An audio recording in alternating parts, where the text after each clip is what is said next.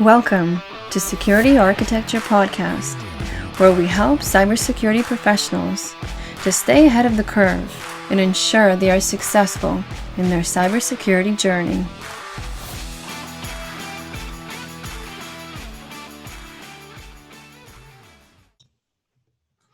Hi, I'm Evgeny. Hi, I'm Dimitri. We have here Jim from Forcepoint. Jim, can you please introduce yourself? Hi, glad to be here this afternoon. My name is Jim Fulton. I'm with Forcepoint. I'm the Solution Director for SASE and Zero Trust Solutions. Great. Jim, can you tell us quickly about Forcepoint, what they do and who they are? Sure. Forcepoint is one of the largest private cybersecurity vendors out there. We are one of the global leaders in user and data protection and deliver a wide variety of solutions from a cloud-based platform that brings all the things that you usually think about in those types of environments, from data protection, user and behavior analytics, as well as a range of other things that we'll talk about today that really are focused on how you connect people to that data and how you protect them no matter where they are. These edge protection solutions really are the foundation of our SASE solutions. Well, let's start with our questions. What's the name of the offering addressing the outbound browsing? Right. So our SASE platform is known as Dynamic Edge Protection, and it's delivered from a new cloud-native platform that we have been building for quite a while now. Unlike a lot of vendors, we really set out to build a purpose-built platform, not just to take existing products and shove them up into the cloud and rehost them and slap the SASE label on them. So we've been creating this platform in parallel, talking with Gartner and other analysts for about 2 years now. And so when the name SASE came about, it not coincidentally also matched a lot of what we had been doing because we and Gartner, and in fact, probably all of the other companies who are going to be participating in your series, saw the same need out there from customers to really move security into the cloud. I would call it Dynamic Edge Protection or DEP. Correct. And we usually go by DEP. DEP. Yeah, for sure. Okay. I wanted to make sure. Thank now, you. SASE capture a lot of different functionalities. And I know beside the outbound part, you have other options. So just quickly tell us about what else you do in the SASE portfolio.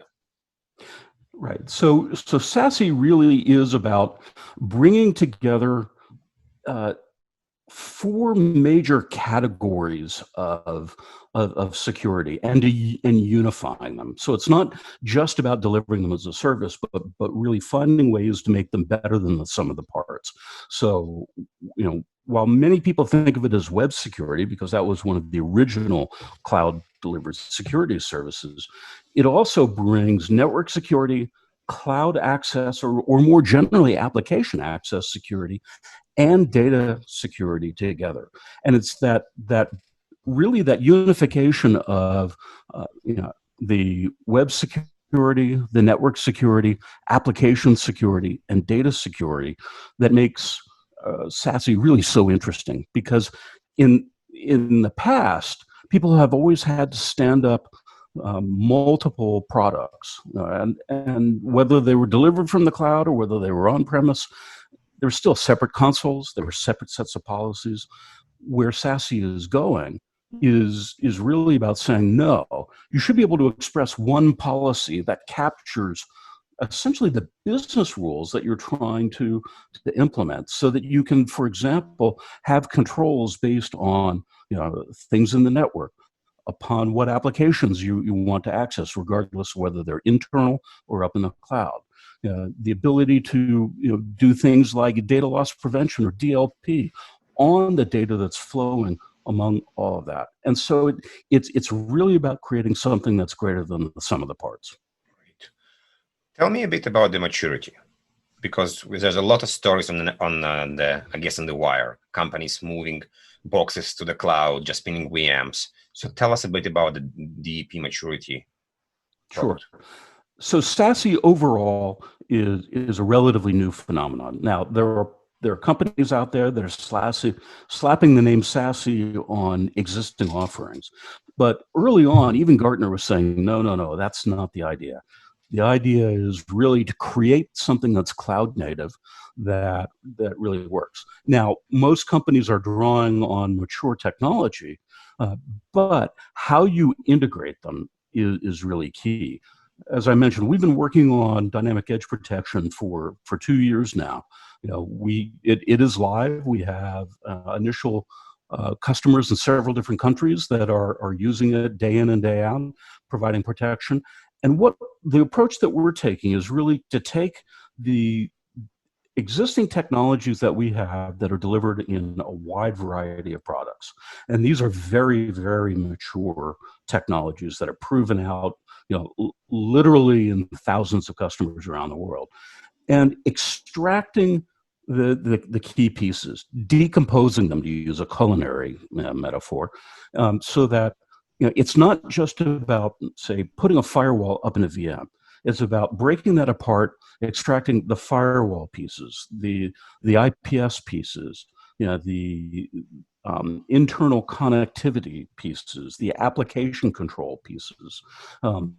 If you've got a secure web gateway, pulling out the URL filtering, the scanning of web-based content. We'll talk about this later on. You have a lot of questions about the deep controls. Yeah. Great. So it's all about decomposing that and then weaving them together in new ways to really deliver that unified policy concept. And that's really to me, the single most important thing about SASE is this notion of having unified policies. And that's right. the focus that we've had, and why we've been working to really build a new platform and not just try to bolt other things onto the side. Very, very interesting. So this brings me to how do you license the product? Is it based on users, seats, devices, concurrent connection? Do you have any charge for excessive bandwidth or anything like that? So right now it's a simple per user per year subscription. We offer a couple of different models, from an enterprise level agreement that a growing number of our sort of larger customers are using, that provides access to DEP as well as our a portfolio of other sort of purpose-built services and products, ranging from web security gateways to firewall technology to CASB, DLP, and user analytics and things like that. So the big thing is, what we're seeing is customers are really asking for very simple subscription-based models that are predictable. And that's perhaps the most important attribute. And that's one of the ones, if we double click into this, where we looked at a variety of different models, including bandwidth, including per site.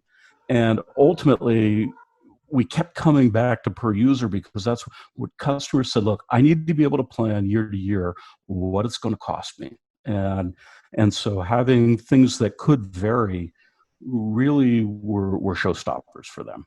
If I have multiple devices, what can I do? Is it still same license or no?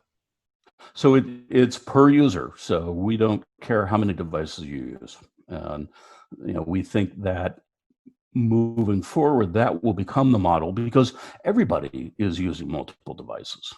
And it also ties into the fact that, and perhaps this is more an aspect of what makes Forcepoint different, is we don't see this just as sort of simple, keep the bad guys out, threat protection. We actually see this as part of a continuum of different types of security that incorporate user behavior. And we'll talk more about that during the session, because this is one of the things that really we're doing differently from everybody else out there in the market. And so when you start doing that, you very naturally you have to be able to think in terms of people rather than in terms of devices.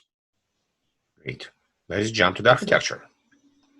If you want to share a screen and tell us about the bigger picture, how your cloud is working, how the high availability is working. It's always interesting to go to this big view, and then we're gonna jump down to the more nitty-gritty details. What really drives the approach that we've taken is the fundamental notion of SASE is about convergence. It's about bringing together a variety of different capabilities, as we talked about, and bringing them into the cloud so that you no longer have to really juggle multiple consoles, multiple types of policy mechanisms, and instead to really have sort of one way of expressing the way that you want to do business, to expressing those business processes through technology, instead of having to force your organization to change how it does business in order to deal with the security.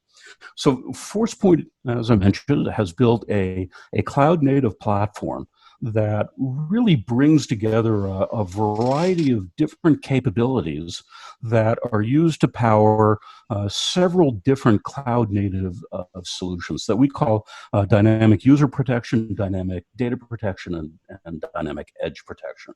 And so today we'll be talking most about dynamic edge protection, but the essence of all of this is to really use not just threat intelligence, but to use behavioral intelligence to really enable a new way of looking at security, and one that allows you to make judgments not in the old-fashioned static black and white style of this is always allowed and this is always blocked, but actually to get to where you can say, Dimitri is generally trusted, so we're going to allow him to work. We're going to allow him to access Dropbox, or we're going to allow him to copy data around. But over time, if he happens to engage in risky behavior, click on links in email that are corresponding to dodgy sites, or copying data at 2 a.m. when he never logs in after 10 p.m., then being able to have this notion for every user of the level of risk that they present, in essence, to really score that level of risk, and to ultimately allow policies to be expressed in terms of risk, so that as his risk goes up, the controls that you place on the use of that data, on the access to applications and other places, can be governed by, is this a low-risk user, or is this a high-risk user, or is this somewhere in between? So that instead of that black and white all or nothing, you're able to do things like, well, okay, now we're going to increase audit logging. Oh, now maybe we're going to boost it up and perhaps even do desktop capture to understand what's happening in a given moment. Ultimately, getting to the point where if someone really is engaging in risky behavior, of course, providing the ability to block access.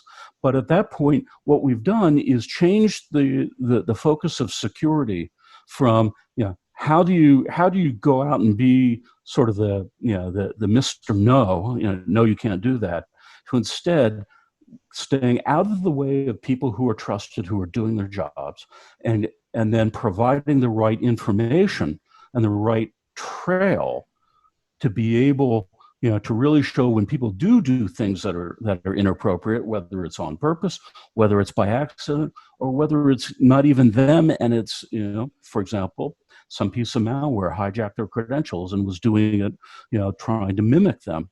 It gives you that ability to provide productivity that doesn't get in the way, so that you're able to eliminate security friction.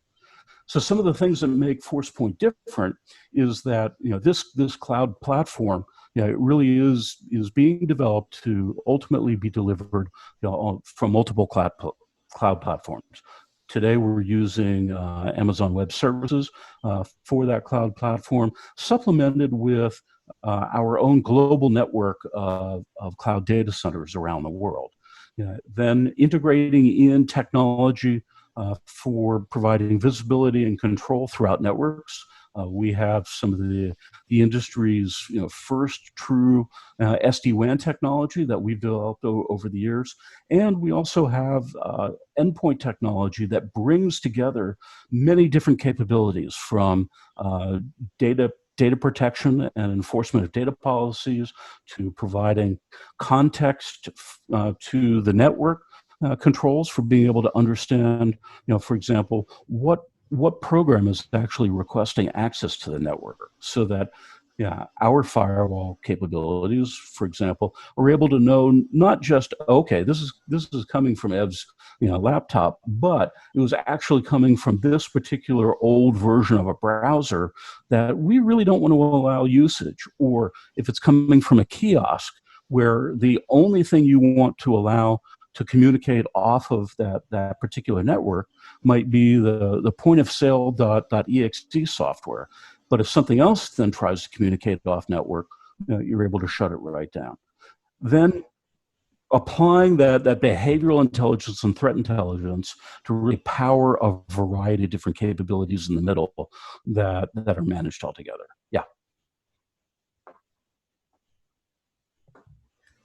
So you would leverage the knowledge of the behavior that you have from the agent, and you will correlate that with what you said, the firewall. That's what you're saying. So we have behavioral intelligence capabilities that today power some of the most sophisticated insider threat and user activity monitoring solutions out there in the industry, and protecting millions of desktops in some of the most mission critical environments in the world. And what we've done is we've taken that technology and combined it with some really cool analytics technology to create this system for doing risk scoring. So we're able to take telemetry from a variety of different environments, physical systems such as your door locks, your other sensors, as well as a wide variety of digital feeds, not just from control systems such as our own applications and security systems, but other systems as well. Also to be able to then work with things like third-party identity providers like Okta and Ping, so that what we're able to do is build up this model for understanding the relative level of risk that each individual is posing at any given moment, and then use that as one of the optional factors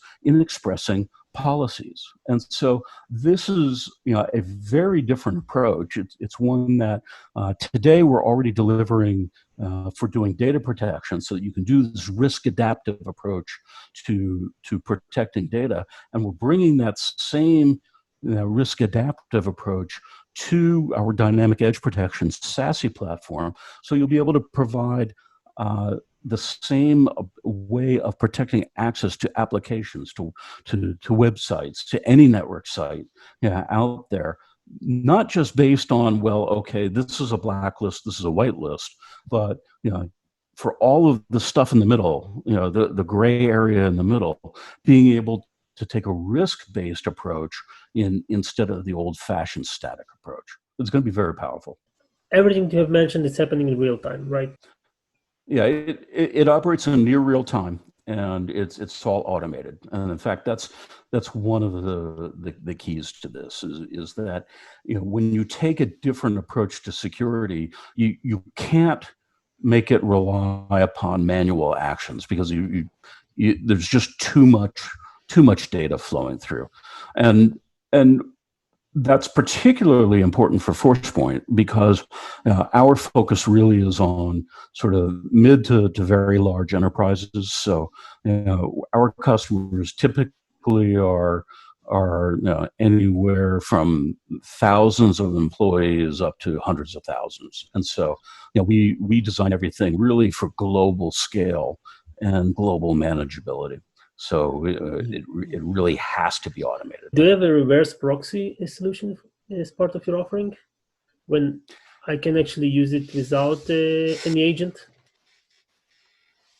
So we have that in our CASB capabilities today, and using that very widely. We're going to be bringing that into the platform, and especially for enforcing data protection policies up in applications. That's becoming one of the critical ways for doing that. We're also going to be providing both the ability to access the security for our SASE dynamic edge protection from managed endpoints that have our unified endpoint agent software, but also we will be providing a forward proxy that people who have BYOD devices will be able to connect to, and then reverse proxy for the cloud-based application data enforcement as well. That'll just be part of the platform. You mentioned that you are in AWS and you private data centers. Can you elaborate more about your cloud presence in general? Like if I am in Europe, located, Sure. and I need to connect to US or vice versa, how the traffic will flow? So Forcepoint has a global network of 160 points of presence spread across almost every continent. Except for Antarctica, and the penguins are lobbying to get us down there as well. But we run dozens of data centers around the world where our web proxy capabilities are also some of our cloud-based email systems, email security operate, and that work in tandem with public cloud environments like AWS and Azure to all sort of work together to deliver a variety of different capabilities. So today, people typically will use, say, a secure web gateway in the cloud that's powered out of one of those global data centers based on where they are, working in tandem with our points of presence, which are located in partner networks all throughout the world to provide a localized experience as well as a sort of faster route, directly to the cloud services. Moving forward, we really see the way that platforms like this are delivered being a true multi-cloud type of delivery, that you're probably going to see stacks such as ours that it may live in AWS, some of it may live in Azure, some of it may live in an MSSP's own data centers for their subscribers. We also anticipate that ultimately we may even see certain large customers who want to have this running on their own private cloud environments in-house within their own network. Even those who are moving to a true sort of zero trust style network, we see lots of others who are still interested in having this sort of stack sort of within the bounds. That's one of the things that to us is really, really interesting about this approach, is that ultimately you have to have a lot of flexibility because there is no one cloud. Nobody has all of their assets and resources up in the cloud. Every organization that we see still has some applications, some data running inside data centers on the inside of their network somewhere, just as almost no organizations, with just a very few exceptions, are 0% cloud. Everyone's in the middle. So in essence, we're really in a hybrid world, and that's one of the things that Forcepoint also really focuses on, is the ability to really operate in a hybrid world. And so by that, what I mean is the ability to have all of these different types of security that can be delivered in a way that all of the enforcement is done through the cloud. So an example of that is we have customers who are using DEP to secure branch sites where they don't want to roll out any security hardware. They want to simply use the router that their ISP provided to send that traffic up to the cloud, where all of the firewalling, all of the URL filtering, all of the web content inspection, and so forth is done in the cloud. As we talk to CISOs around the world, they often tell us, okay, I really like that idea, and especially since it also applies to roaming users who taking their laptops, outside of the traditional company boundaries, and being able to have the same web security and email security unified together for those people without requiring yet a different technology stack. But often they'll then ask us, well, what about that really works well for about 90% of my sites. All right, but what about these couple of examples where, for example, I've got sites that have to be up 24/7, no exceptions. I use SD-WAN technology with multiple ISP links, possibly even some MPLS legacy lines in there. How does that fit? And one of the things that's really cool about SASE is that it is actually designed, and especially our implementation of it, is designed specifically for hybrid worlds where you want that connectivity to be able to be managed on site, or more explicitly, not to be managed, but to be executed on site while the management plane resides up in the cloud. And in fact, you can take that a step further because often as we deal with especially larger customers that have, they may have financial data in one place or other types of compliance controlled data somewhere else, where they're saying, look, I need to have enforcement at this particular site because there are particular data sovereignty laws that mandate local controls. And I've got auditors who come up and tell me, look, I need to be able to physically put my hand on the thing that's protecting that data. Show me where to put my hand, and don't just wave about it being up in the cloud.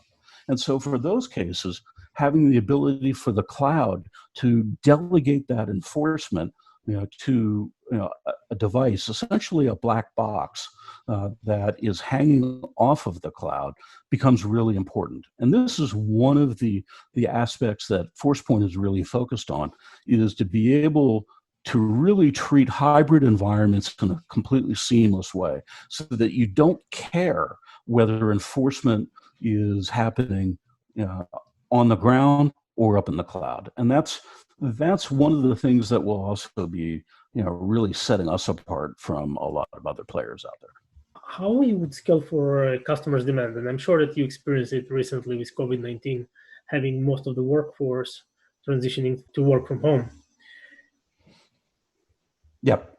And in fact, we've been working with a lot of customers in the last 3 months, in part because we have VPN-based technology that a lot of them are using to connect their home users. We have a lot of people who are now using our technology to provide access to internal applications without VPN clients, sort of the precursor to zero trust network access. We see this now as a permanent, in fact, we can back up a little bit here. We see this as a part of the new normal, that ultimately organizations are going to have a mix of people in buildings, because there's still a lot of things where that's the most efficient way to operate. They'll have a mixture of remote sites, because people are inherently social. They do enjoy working together in normal times, just not necessarily in large centralized buildings that change how they live their lives. But now we're going to also see large proportions of the workforce truly being work from home or work from anywhere. And so the ability for a security system to handle those remote workers or roaming users seamlessly is no longer a feature. I mean, that's just a fundamental gotta have of any security platform. And so it's one of the first use cases that in fact we're addressing with dynamic edge protection, as well as other parts of the products and solutions that we deliver today. How would you make the user experience faster and better? If I'm the end user and I'm using your product to access the protected web sites or systems, how would you make it secure, faster, and seamless for me? And I'm glad you added seamless at the end, because the first priority has to be seamless. And so we've been in the business of doing web security as a cloud service for 10 years with our other products, our existing secure web gateway in the cloud, and other offerings that we'll be announcing fairly soon this summer. The key thing there is you have to do a couple of things. One is you have to make sure that the user doesn't have to do anything special. The moment you introduce new ways that they have to go about using the web, it doesn't work. So we focus first on making sure the user experience is completely centrally administered, that they don't have to do anything, especially on any managed devices. And if they're on BYOD environments, making it as simple as possible. Then from an architectural point of view, that's where a couple of things matter. First, something that doesn't get talked about a lot is actually where in the cloud things run. And so, for example, there's a topic called peering arrangements, which is basically what networks are your cloud providers attached to. And so historically, we have made sure that we are on tier 1 networks with really, really high-speed links into the primary internet backbone. So that ends up being sort of the high-order bit in how you provide really fast service. Then secondly, it comes down to how do you design your web proxies, your application proxies, and your scanners and things like that. And so what we've done in our platform is really to, as I was mentioning, to break apart the old products to pull out, again, sort of the crown jewels of the technology. And we've been doing this for, as I said, 10 years. And so we've got some really highly optimized technology for doing web scanning, for doing firewalling, for doing intrusion prevention, for doing URL filtering, and then turning those into a set of extensible microservices that then are able to really work together. So when you build up a policy that says, all right, these users are allowed to get to these classes of websites with these types of controls on them over these links, instead of having to do what, say, some of the early technologies did, which was to do what's called service chaining, of simply passing stuff to a firewall, to a web gateway, to this, to that. Instead, really breaking down all the barriers and avoiding all of the latency that comes from passing everything around. And instead, doing that at the service level within the cloud itself, so that you're able to dramatically reduce the latency or the delays in getting, from when the user, clicks on a link to when the pages start to appear. Let's go a bit, I guess, deeper and understand what's the options to connect from an office, and then we'll talk about options to connect as an end user. Sure. So we support a variety of different mechanisms. So today, our focus right now, and what a lot of people are looking at, is how to connect from branch sites that don't require any security hardware. So the ability to have a router that they've gotten from their ISP to automatically connect to dynamic edge protection, route all of the traffic up there, and deal with it that way, or to use whatever legacy customer premises equipment that they've already got. So they may have branch infrastructure where they have old firewalls that they don't want to replace, and they're not using them really for security. They're using them for really traffic flow as basically a really smart router. That's sort of the first way. The second way is that we have some fairly robust and mature connectivity software that laptop users can use to connect to the web proxy services that are up there in the cloud, and that we are enhancing later this year to then also provide the ability for all traffic to then go up through the SASE cloud service and to do all of this transparently. So before we go to the endpoint, I wanted to just stop on the office. I'm guessing when you say firewalls and routers, I can do GRE or IPsec tunnels? Yep, IPsec GRE.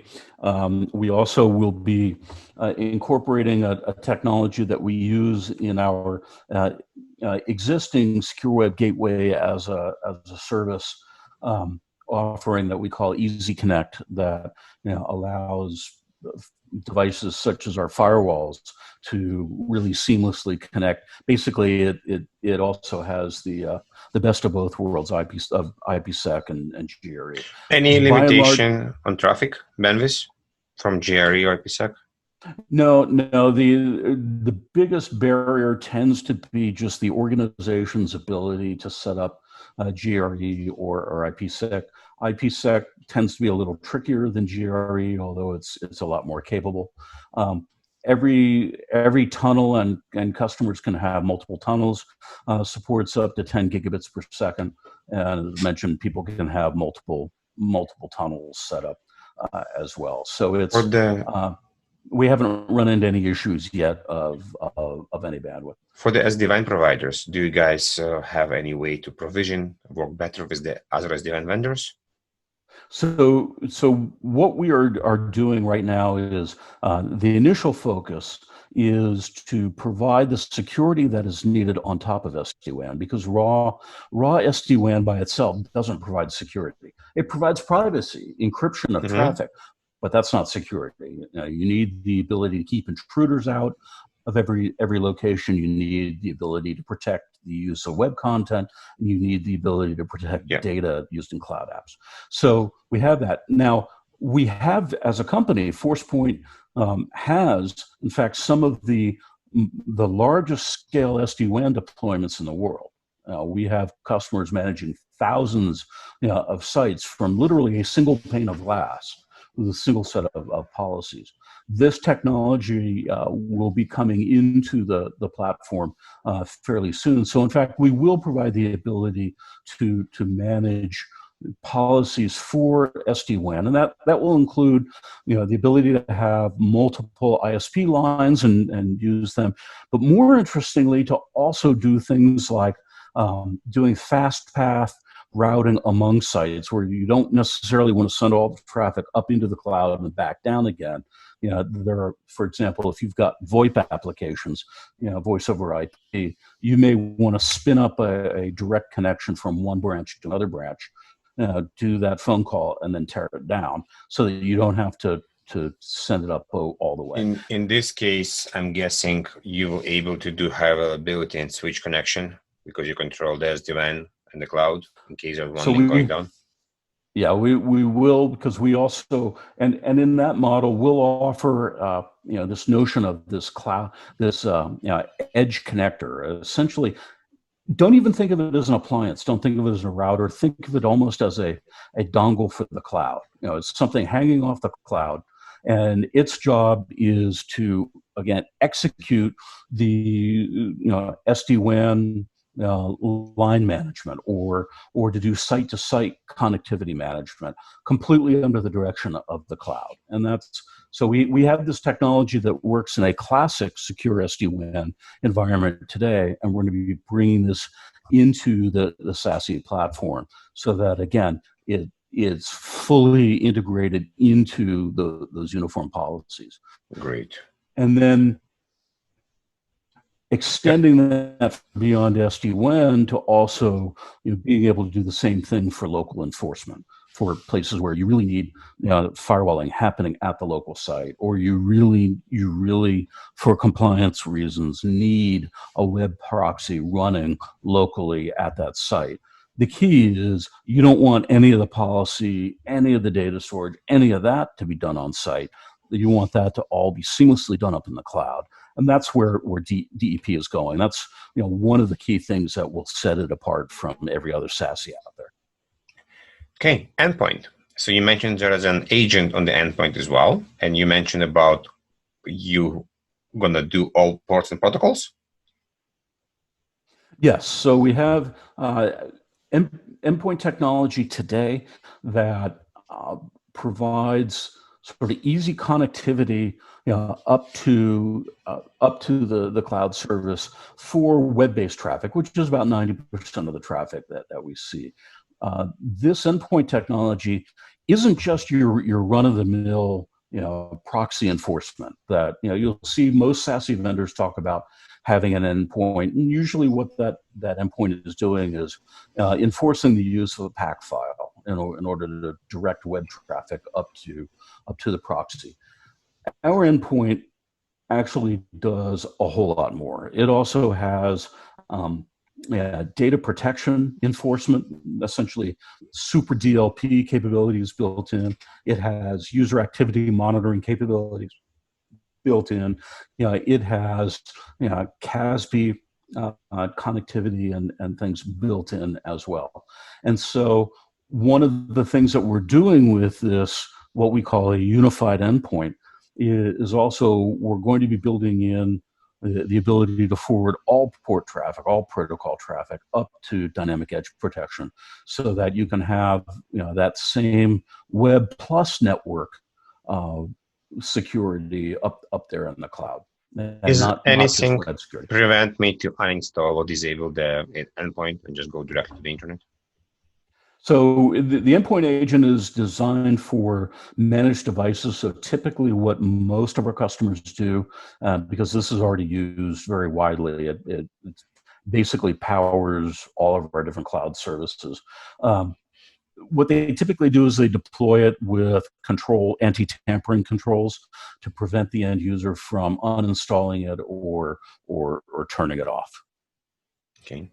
Also, a lot of the time, people, customers, and myself also asking, can I do conditional access? For example, if there's no antivirus on my laptop, I don't have the patches, can you prevent me to accessing the internet or steer me to somewhere else, for example? So, to be honest, the notion of splitting your controls so that some things go directly to the internet and other things don't, we're looking at it. Candidly, what a lot of customers have been telling us is they'd rather have all that traffic going through, even if they specifically put the rules in there, to sort of fast path the known applications and known sort of sites for downloading patches and things like that. So they tend to prefer a solution that solves the real problem, which might be, well, will it introduce delays or not, rather than introducing the complexity of, well, sometimes the traffic goes directly. I guess the question is not the traffic. I guess the question more if I can do posture assessment on my laptop and design you're going to have access or not have access based on your laptop posture, patching, antivirus, part of the domain. So we're looking at whether to have that conditional access or not.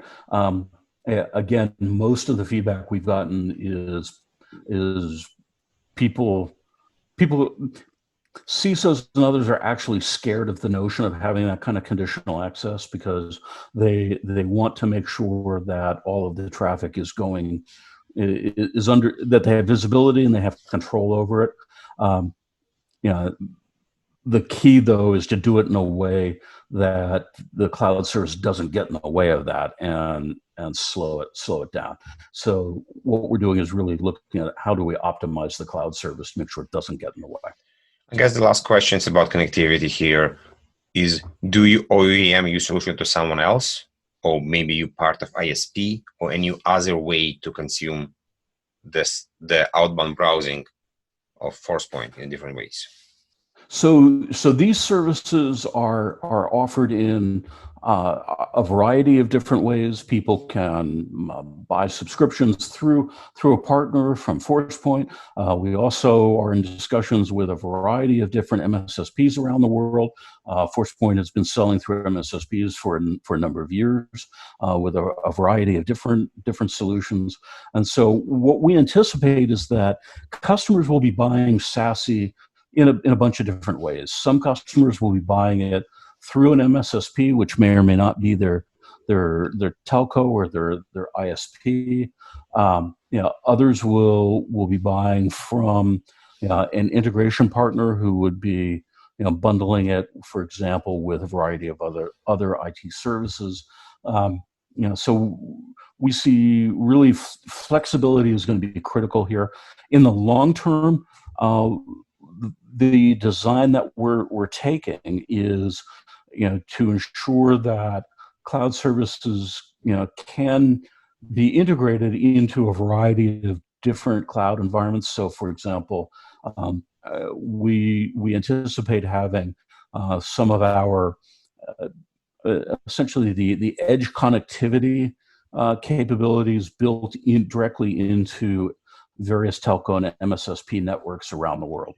That will do a combination of fast path routing for the service and also tying into the MSSP's infrastructure for doing more automation, both in terms of things like provisioning and out in terms of making use of all of the telemetry, all the risk scores and things like that our platform creates. Because that's one of the other aspects that really that we're bringing to the picture here that is fundamentally different is that notion of using behavior and using risk, both to power our own applications, but actually we already have, I mentioned identity providers like Okta and Ping, who are using that risk scoring technology to do things like step up authentication, so that as someone's using in the normal course of things, they're going along fine. Say, oh, okay, yeah, they were authenticated, and all of the the proper things are happening. But if someone starts doing stuff that causes their risk scores to go up, ultimately, not just in our system, but even the identity infrastructure can recognize, what, I'm gonna do additional levels of authentication here, just to double check that this really is who the user says they are, and perhaps even change the types of authentication that are used, just to make sure that you're not dealing with a situation of stolen credentials. So that's where SASE isn't just about the stuff that we got labeled there in the dark green, the web, network, and cloud and data security, but it's really about the arrows in and the arrows out there. It's part of a larger system that organizations are going to be able to use to really change how they implement security throughout their organization in ways that are just bluntly a whole lot simpler to really operate. So you're going to go take it up a notch, I guess, and we're talking more about some of the controls. As part of outbound browsing, you basically, in a way, talking about security web gateway. We took some of the definition from Gartner about what security web gateway should be doing, and we're going to talk about this. And I guess the first idea is URL filtering by categorization. Tell me a bit more how you guys doing this, if it's yours, if you're OEMing this. Well, Forcepoint in one of its predecessor companies, WebSense, basically invented URL filtering, and so really built the market for it. So our technology for doing URL categorization is really the best in the industry. Flat out. Stand behind that statement any day. And so, this is using our threat seeker categorization and threat intelligence engine. This is pretty cool because we've got a global network, threat intelligence network that's analyzing billions of different touch points every day. We've got a global research team that curates the threat feeds and analyzes them, looking for things of note. And what's particularly interesting about that, because every organization will say, "Oh, we've got a threat team," is our X Labs is the name of the organization. X Labs isn't just about threat analysis. It actually has on staff some of the industry's leading behavioral scientists, and looking at ways in which threats correlate to behaviors as well, so that what we see as the future here is not just looking at the classic, okay, this threat is doing this on the machine, that's bad, but ultimately the way you're going to detect things is not just to look for indicators of compromise, because in some ways that's after the fact, that's being reactive.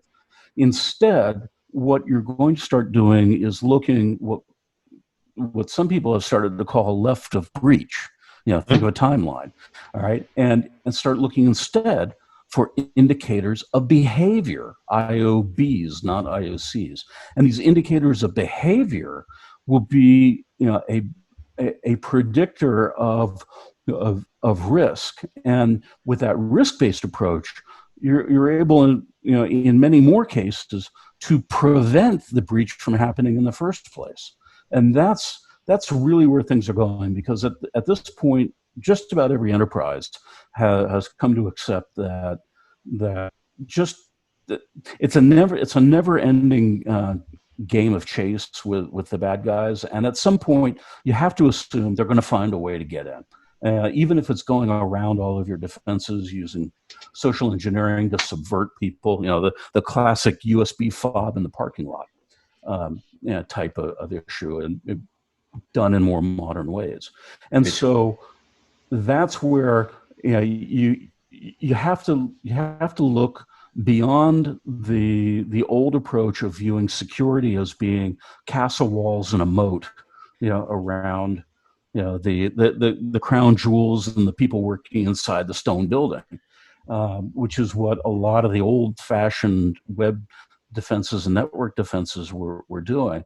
And instead, you basically have to take a zero trust approach to connectivity, and to say, look, threats may be anywhere. They may be on the inside, they may be on the outside. You have to be able to really understand in every single situation who is doing what, where, and when. And that leads you again back to behaviors. And that's why we view behavioral intelligence is actually central to doing really strong threat protection. Focused on the end user, the behavioral analytics of yours. It around everything that's happening in the network. And so it's actions taken by or on behalf of users. But one of the things that emerged in the last couple of years is went from talking about user behavior analytics to user and entity behavioral analytics, because programs programs are not people too. Not going to say that. Programs operate on behalf of people. And so being able to look at what's happening there, mostly because it's often associated with people, looking at the behavior of data, because again, that can be very telling. And so, you need to connect the dots all throughout. And so, examples that we give when we talk about telemetry, it's not just focused on, okay, well, you can keep track of whether Fred over there was going to bad sites, and then in the future maybe do things differently. But that's almost too trivial to even contemplate. Much more interesting is, again, to integrate across many different sources of telemetry. So looking at, what email links did Fred get? What email links did Fred click on? All right, when did that happen? When was Fred working? When was he logged in?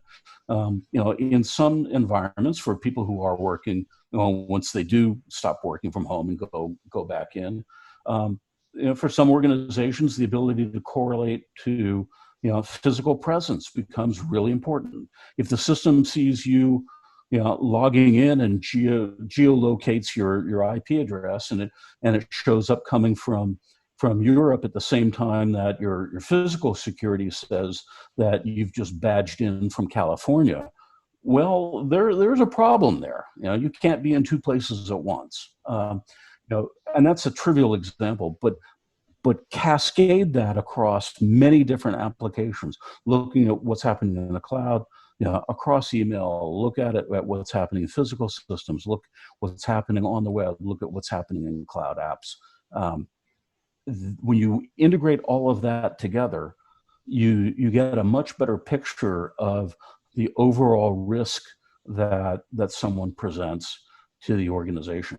And that's, again, you'll hear from Forcepoint over and over that we believe that is the future of security, is that behavior-driven security. What would be the way you will dynamically block bad URLs, right? We all know how we can actually post something or prepare some URLs that will be categorized as clean, and then we can weaponize them later on.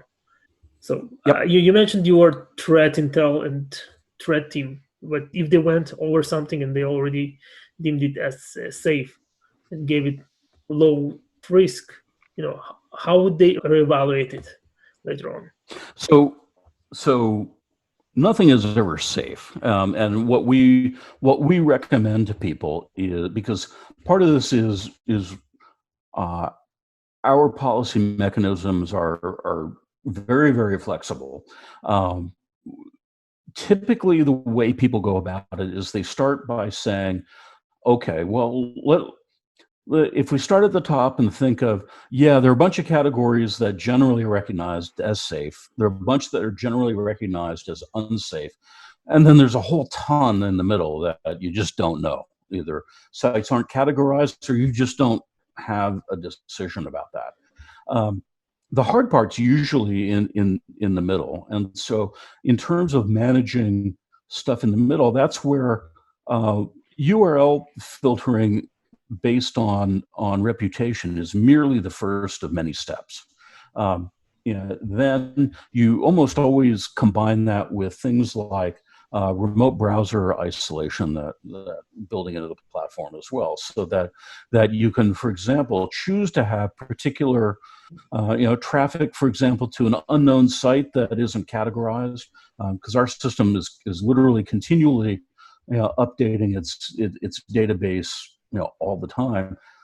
If it hits a domain that, for example, was recently registered, that may be suspicious or is unknown, then invoke remote browser isolation to ensure that the traffic doesn't actually go to the end device, to the end user's browser, or combine it with ongoing deep inspections. In fact, normally what we'll do is we'll encourage people to turn on inspection of all web traffic, to look at any file that's passed through the web traffic, whether as an explicit download or as part of just HTTP traffic that's in transit, applying a variety of different scanners. So we've got built-in anti-malware scanners into the cloud platform. We also use some of the industry's leading zero-day sandboxing technology as well, for being able to again shunt things that look unusual. the thing that will likely differentiate vendors out there, and what your listeners should probably look at is and you brought this up, is how do you go about deciding that something is good, deciding it's bad, or as you kind of work through the stages of evaluating it, either insulating the end user from any damage while still providing access, or performing sort of deeper and deeper inspection that you may not necessarily want to do on everything all of the time. And so that's where, to be honest, some of the some of the things that make us different are part of that threat intelligence layer as well, is how we manage that pipeline of different types of inspection, and how we give people the flexibility to control, sort of by default, how much inspection do you start with, and then how do you down select on different traffic patterns to avoid the overhead of trying to scan every single thing every single time. Makes sense. So how would you protect from malicious file downloads? So we've got built in into the system a pipeline that uses a combination of methods.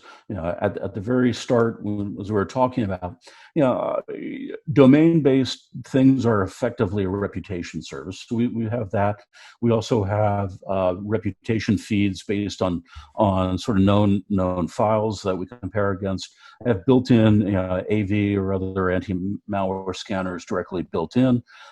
If something gets through that, but again, if a site looks like it's either unusual, or if the subscriber has said, no, I want to be particularly careful, take anything that's from an uncategorized type of site, and general browsing in that case, like that, also feed anything that merits it through that 0-day sandbox to look for any ransomware or other things that would escape a signature-based malware system. And so we have essentially a multi-stage pipeline built in that does that different levels of scanning, and again, controllable by policy. Makes sense. And how it would detect and block malicious content hosted within a website? Yeah, so malicious content comes in, and users browsing to it ends up going through dynamic edge protection. As that HTTP or HTTPS traffic comes in, part of what our engine does is it knows the structure of HTTP, HTTPS, and all of the associated protocols, essentially cracks it open. Anything that is a file, and HTTP transmits files in a variety of ways, both explicitly and implicitly. And as that file is transiting the service, it gets inspected by first the reputation engines, the malware engines, and then ultimately, if appropriate, the sandbox as well. And so, if this is Flash, for example, Flash banners.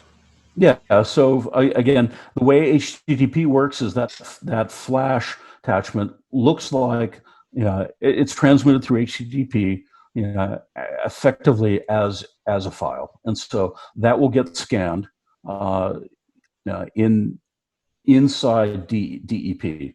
The other thing that our secure web gateway has a long history of doing, and that we're also in time going to be bringing into dynamic edge protection, is also being able to do categorization of unknown websites based on the contents of the web page itself. And so for a lot of SASE systems out there, you'll find that all they can do categorizations of the URLs and of the domain names, but if they're faced with something unknown, they don't know. We have technology that we'll be bringing to bear down the line that actually is able to analyze, for example, the contents on the page, not just, and in addition to scanning things like that flash effectively, think of it as an attachment to a web page, which most systems can scan that. More interestingly, there's a deeper level of scanning that can be done as well. We've been doing that for a number of years in our secure web gateway. Can you that already is a cloud service. Elaborate a bit more about Shadow IT? Would you create any report? I'm sorry about that. Can you elaborate a bit more about Shadow IT and what kind of protection or reporting you can help with sanctioned and unsanctioned apps? Sure. One of the things that we've been doing over the last several years is because we have really good CASB technology, we've got a database of many thousands of applications out there, and not just the ability to recognize them, but also to understand, what are some of the risk attributes associated with those different applications. So, Shadow IT today is basically a feature of almost every layer of your network stack. Your firewalls have Shadow IT reporting, your web gateways have it, your CASBs have it. What we have done is to really share that risk information so that we're able to gather together and on a per user basis be able to say, here are the websites, here are the cloud apps that users went to, and here is the level of risk associated with those web apps, so that you're able to not just, it's one thing to say, again, Fred went out to bluedogappsharing.com. Okay. Well, is that good or is that bad? And what our CASB technology does is be able to say, okay, here's a report of, what are all the sites that Fred went to? But more importantly, let's rank those by level of risk, so you can find out, oh, wait a minute, here are some apps that maybe they're not all that risky, but they have alternatives that are more mainstream that maybe even the company has already standardized on. We can go off and tell Fred, hey, did you know that we have OneDrive for doing file sharing? And that's why we'd really rather that you don't file share on Dropbox. We'd rather you do that. Or, we're not using Gmail, we're using O365, or vice versa. The difference then is to take that to the next level by being able to go beyond that and say, okay, these couple of apps that you're using over here, you may not have known it, but they are known, for example, to not protect data that you store in there. So if you put any company files in there, those files are at risk of being stolen or compromised. Did you know about that? And our customers tell us that they use that to then go and help educate their users to be able to go, because in almost all cases they go, no, I didn't know that. I just, a friend told me about it, and it was helping me get my job done faster, and so I thought I was doing a good thing. And so it's again not about, it's back to that notion of the old school approaches of always block or always allow really just don't work in the modern world. And talking about blocking, Mm-hmm. One of the popular topics is, can I do bandwidth shaping? Can I help to minimize the YouTube usage or something similar to this? Yeah, so we have part of the granularity of, for example, our URL filtering and our filtering capabilities in general is, it's not just at the high level, it's actually down at a very granular level. So you're able to say, well, let's allow these types of channels, but don't allow the other parts of certain cloud applications. So Facebook's a good example. Customers who might say, all right, well, our marketing team is allowed to access it. But would you go, Jim, to say you can only use YouTube, but only for 1 megabyte? You cannot go to use the full throttle? So what we tend to do with our SD-WAN technology is more to be able to control what links it would go over, and then to do quality of service. So with our SD-WAN technology, we have people who would say, okay, you can access YouTube, but we're going to apply this quality of service, including this bandwidth limitation for YouTube there. So, and these are examples of the SD-WAN policies that we'll be bringing into dynamic edge protection that we're already using out there and in our other technologies. We have another two topics about security web gateway that I believe may take a lot of time. Is DLP and inline CASB, and DLP by itself can probably take an hour. And I know you guys doing DLP for a long time. So maybe if you can just say in 1-2 minutes about the DLP, and we will move on to some other topics. Yep. So what many organizations are finding these days is that they've been so focused on how do you keep bad guys out, how do you keep the bad stuff out, that now they're beginning to turn their focus to, well, that's only half the picture. How do you keep the good stuff in? And in fact, in many cases, that's just as important. Or as what we found, the real damage of a breach, of something getting in, isn't these days. The risk is not so much that systems get corrupted; it's that data gets exfiltrated. And so, it's keeping the bad guys out is really about also saying, how do you keep the good stuff in it? DLP for many years has been the technology that's used to look at the way data is used and apply controls to it, to block people from attaching sensitive documents to email or to uploading them into websites and so forth like that. We did a couple of key things there. We are one of the top vendors in that space, and have been recognized in Magic Quadrants, so forth for years. But more interestingly, how it plays in this new cloud world is that we're seeing a couple of different things. The importance of being able to enforce data protection policies outside of the normal enterprise walls is more important than ever. As you were bringing up working from home. Yes. The other aspect is cloud-based apps. Now, most data and most business is actually stored and conducted respectively outside of the traditional network. And so things like, I prefer to call it data protection than DLP. I think we need to do a separate session about DLP and CASB. We'll just take a good time.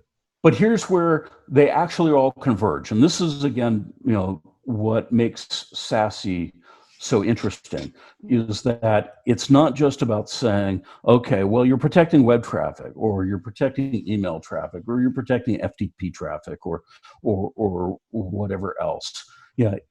What we're starting to see is that convergence of, you have inbound traffic, you have outbound traffic, and it's really important to be able to watch for, malicious stuff coming in, but sensitive stuff going out in the same ways, in the same channels. And that's where what you're going to see is the SASE vendors out there all looking to provide some form of data protection, whether it's DLP, whether it's lighter weight stuff. That's to be seen. Forcepoint's take on this is that this is in fact fundamental, and it's been something that, as we've talked to people around the world, has been one of the number one requests, is to have not just the lightweight DLP that you see a lot of the web filtering services that are out there using, but true enterprise class, really sophisticated data recognition that can work with the endpoint, can work with the cloud apps, do data discovery, and do data enforcement. So critically important. How customers can actually POC your solution? Do they need to install a complex software on servers, provisioning, or there's a quick way? Yeah, I mean it's a cloud service. So what we typically see a couple of different models as people do both trials and proof of concepts. It's as simple as If you've got a branch site or a lab where, in fact, a lot of distributed organizations basically simulate a branch site, within a test lab. Looking at the left side of the picture here, simply shooting all of the traffic for that site up to dynamic edge protection, and then trying it out. We're going to be rolling out fairly soon, a new set of capabilities directed at endpoints.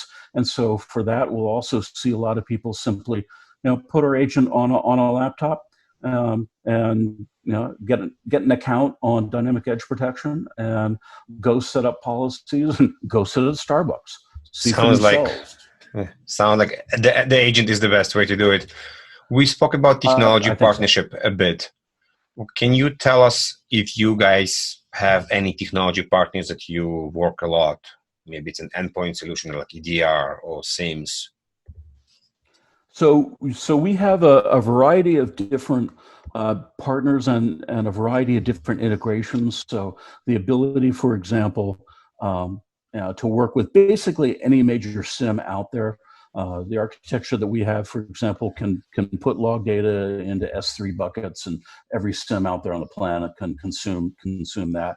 I mentioned identity providers such as Okta and Ping, who are actively using our risk-based technology already.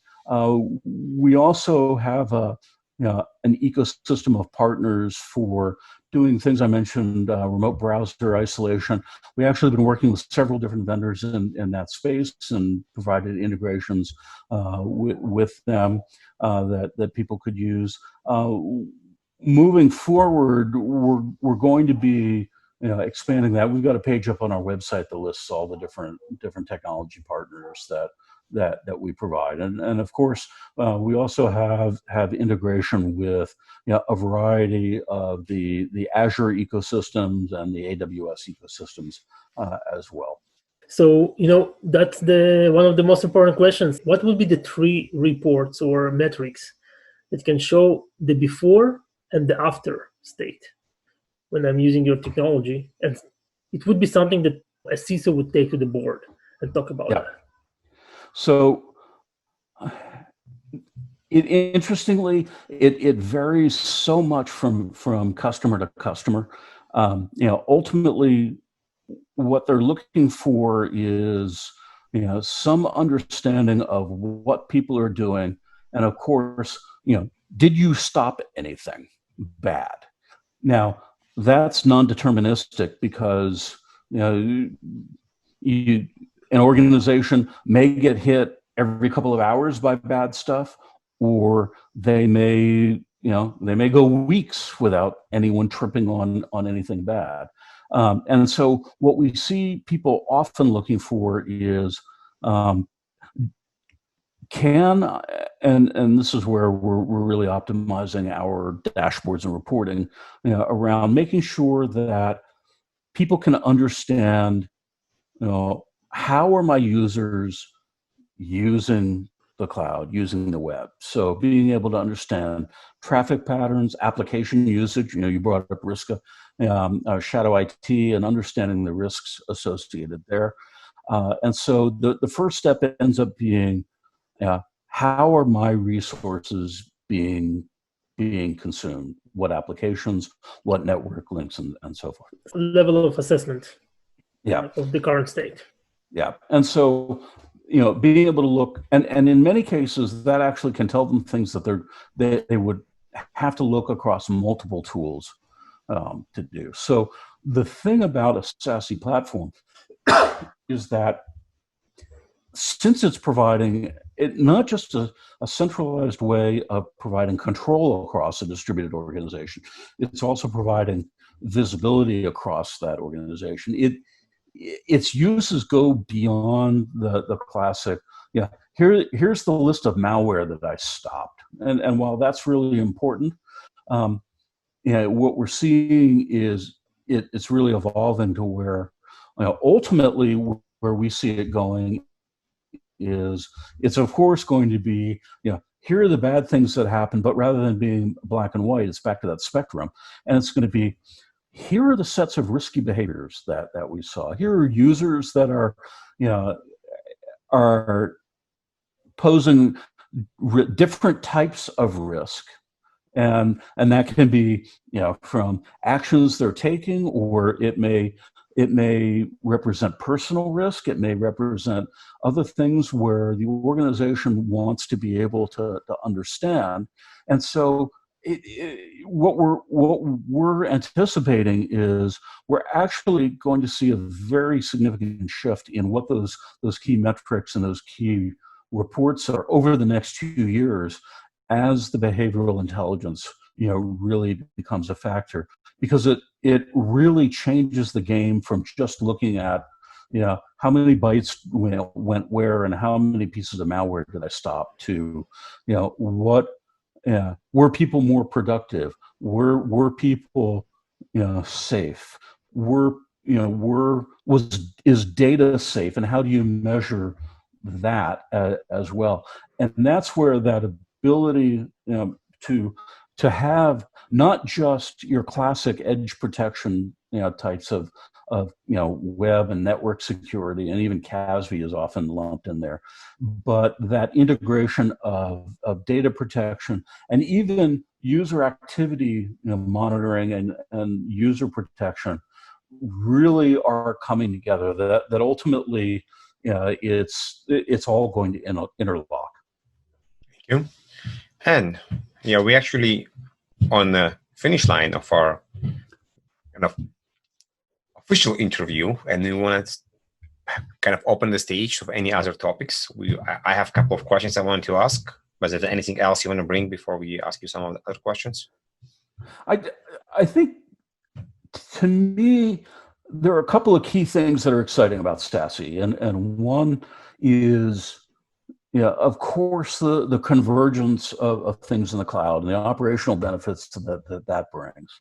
But that's just the beginning. And in fact, when you look at how vendors are going to differentiate, certainly there will be differentiation in the breadth of security that people bring into this converged model. But that's really going to be the starting point. I think the other dimensions that really are going to be pretty novel, are going to be the depth to which people are able to provide that security. And so, going beyond just, is everything in the cloud, is everything on-prem, but what visibility do you have all the way from the cloud all the way down to the endpoint? Can you do enforcement at different points, based on whatever is most appropriate for the business? So that depth is going to be just as important, and it's going to actually be a key part of operating in a hybrid world, which is what we are. As much as we're in the cloud era, it's a hybrid world, and and that's so important, and that tends to get glossed over in sort of the rush to the cloud. That the cloud is the right place for the management plane. Definitions of policies, all of your analytics need to use the elasticity in the cloud so that you can apply the horsepower that you need. The dashboards, the reporting, all of it, absolutely in the cloud. But where the enforcement is actually done should be based on the business and the people and the data that's involved. And if you do it right, it's all seamless, and it doesn't matter. Yeah. The third aspect that we've touched on, but that really will be, to me, the next frontier in cybersecurity, is this notion of how do you use behavioral intelligence, and how does that change the way in which you provide security of people, of data, of infrastructure, and the edge that connects people to that data. And I'm if you haven't guessed by now, a very firm believer that we're on the cusp of a really significant, and perhaps one of the biggest changes in how security is thought about and done in the last 20 years. I think the use of behavioral intelligence will be that that big of a change across the board, and not just because Forcepoint's involved in it. Lots of companies are racing to try to build behavioral intelligence in, and we've only just begun to scratch the surface on how it can really make things better. So you envision every digital operation of ours will be profiled and analyzed. Yes, and the key will be then you'll see more and more focus on privacy by design. And so in doing this, making sure it's done in a way that starts from a premise of, it's all, the end goal is to protect people, it's to protect data, and privacy is an absolute must and cannot be violated. And so, that requires a lot of thought. I'll be honest, that's hard. We've spent lots of years working on it, and we're at the forefront of it. We're expecting to see a lot of other vendors, working on that as well. And the good news is, I think companies around the world are realizing that that's something that they have to demand, is a focus on privacy that goes hand in hand with security, because you can't give up one to have the other. Thank you. I have one question, probably last question. What's your take on DNS security to inspect the DNS traffic and not just the URL filtering? I think it's a component of different types of protection. We have, for example, technology for validating DNS traffic and looking for misuse of the protocols and so forth. We don't really see a lot of customers asking for that, and certainly not as the foundation for their security platforms moving forward. I know some vendors are starting from that basis, but we just see that as just one of many elements in security. Thank you. It was a great time together. I don't have any more questions. Dimitri, you? Thank you, Jim. I appreciate your knowledge and sharing it with us. Please remember to subscribe to our podcast and join us for our next episode.